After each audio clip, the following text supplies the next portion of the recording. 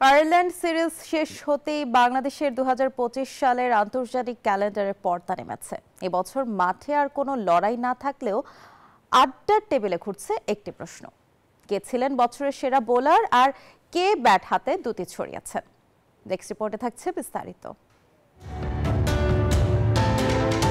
Zimbabwe series দিয়ে শুরু হওয়া বছরের পুরোটা জুড়ে নানা উত্থান পতনের সাক্ষী হয়েছে বাংলাদেশ ক্রিকেট। কখনো বল হাতে দাপট, কখনো বা ব্যাটের ঝলক। 2025 সালে ব্যক্তিগত পারফরমেন্সে বেশ কজনই নজর কেড়েছেন দারুণভাবে।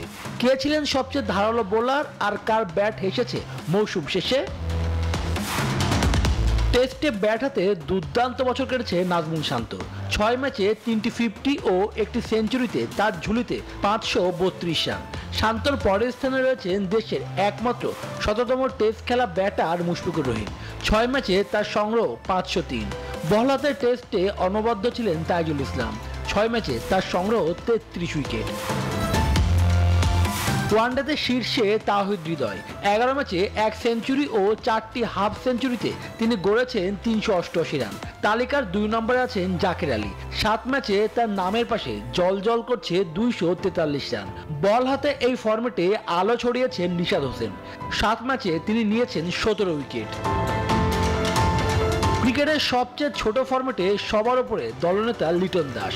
25 ম্যাচে তার সংগ্রহ 635 রান। 23 ম্যাচে 1 শতকে 519 রান নিয়ে দ্বিতীয় স্থানে পারভেজ ইমন। ওয়ানডের মতো টি-20তেও 33 উইকেট নিয়ে শীর্ষে রয়েছেন নিশাদ হোসেন। শুভদেবনাথ, নিউজ 24।